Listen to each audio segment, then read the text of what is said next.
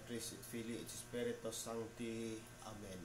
Magandang umaga sa ating lahat saan mang panig ng buong mundo. Mga nakikinig at nanonood ngayon, atin naman pakinggan ang mabuting balita ng Panginoon ayon kay San Mateo.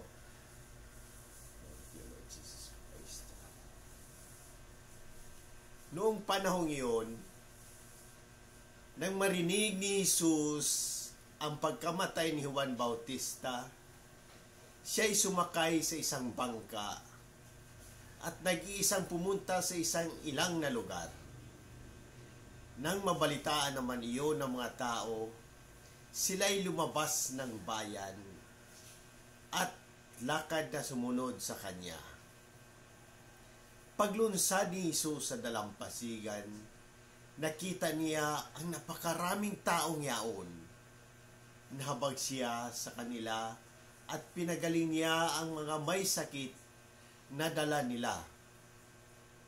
Nang dapit hapon ay lumapit sa kanya ang mga alagad, sinabi nila, "Ilang ang puok na ito at malapit nang lumubog ang araw. Papuntahin na po ninyo sa mga nayon ang mga tao upang makabili ng kanilang makakain."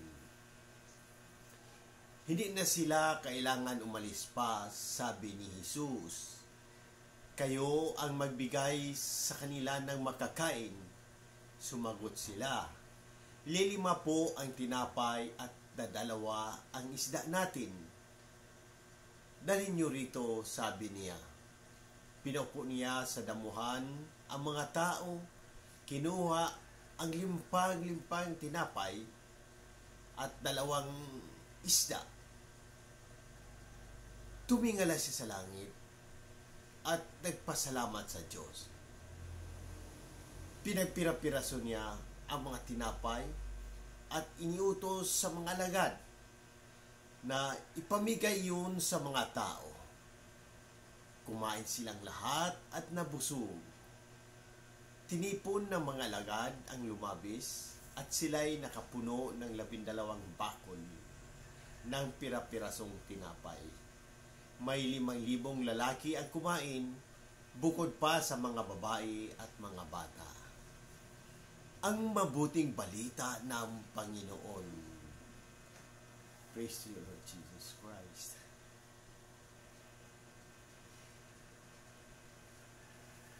Sa ating pagninilay ngayon,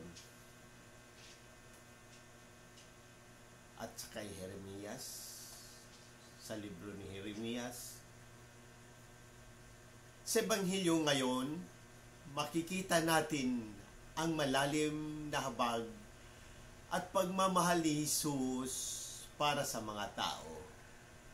Sa kabila ng kanyang lungkot at pagkamatay ni Juan Bautista, pinili pa rin niyang magsilbi at pagalingin ang mga may sakit. Ang pangyayaring ito ay nagpapaalala sa atin na sa bawat pagkakataon, ang pagmamahal ni Jesus ay laging naroon upang tugunan ang ating mga pangangailangan. Ang himala ng pagpakain sa 5,000. Ang himala ng pagpakain sa 5,000 ay isang makapangyarihang mensahe ng Diyos sa atin. Una, ipinapakita nito ang walang hanggang pagkakaloob ng Diyos sa ating mga pangangailangan. Sa kabila ng kakulangan ng mga disipulo, nagawang mapakain ni Jesus ang 5,000 tao. Ito'y isang paalaala na sa Diyos walang imposible. Ang ating limitadong kakayahan ay kayang gawing sapat ng Diyos upang tugunan ang mas malaking pangangailangan. Ang pagbabahagi ng pagpapala. Ang himalang ito ay nagpapakita ng kahalagahan ng pagbabahagi. Ang 5 tinapay at 2 isda na dinala ng mga disipulo kay Jesus ay naging sapat dahil sa kanyang biyaya. Sa ating sariling buhay, maaaring kakaunti lamang ang ating mga kakayahan at mga ari-arian. Ngunit kung ito'y buong pusong ialay sa Diyos at ipapahagi sa iba, ito'y lalago at magiging pagpapala sa marami. Refleksyon natin sa Jeremias. Sa ating unang pagbasa, makita natin ang laban sa pagitan ni Propeta Jeremias at ni Hananias. Si Hananias ay nagbigay ng maraming pag-asa sa mga tao na ang pagkabihag sa Babylonia ay matatapos sa loob ng 2 taon. Ngunit si Jeremias sa kanyang katapatan sa Diyos ay nagpahayag ng katotohanan, kahit ito'y masakit pakinggan. Ang katapatan sa katotohanan. Ang kwentong ito ay nagpapakita ng kahalagahan ng katapatan sa ating pananampalataya at sa Diyos. Ang pagsasabi ng katotohanan kahit masakit at mahirap ay laging mahalaga. Sa ating buhay, madalas tayong nakakaharap ng mga sitwasyon na mas madali ang magsabi ng kung ano ang gusto lamang marinig ng iba. Ngunit ang tunay na pananampalataya ay nangangailangan ng katapatan kahit ito'y magdadala ng pagsubok o hirap. Sa ating pagninilay, sa ating buhay bilang mga Kristiyano, inaanyayahan tayo na tularan si Jesus sa kanyang habag at pagmamalasakit sa kapwa.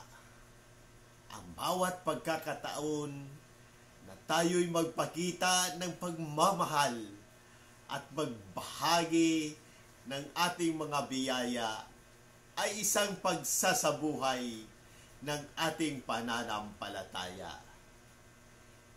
Hinihikayat din tayo na maging matapat sa ating pananampalataya, tulad ni Jeremias.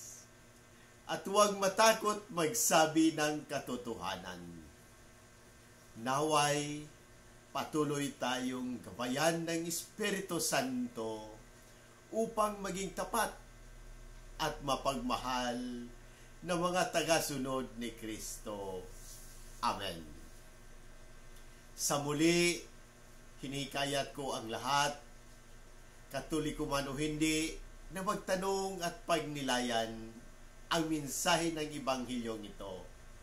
Kung may mga katanungan kayo tungkol sa pananampalataya, ang ating simbahan, o anumang aspeto ng ating buhay, bukas ang aking puso na sagutin ang mga ito.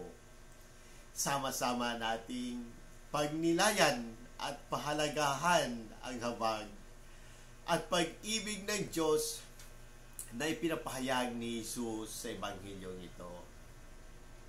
Sa pamamagitan ng ating mga gawain at salita, naway maging daluyan tayo ng habag at pagmamahal ng Diyos sa lahat ng tao. Amen. In nomine Patris et Filii et Spiritus Sancti. Amen. God bless.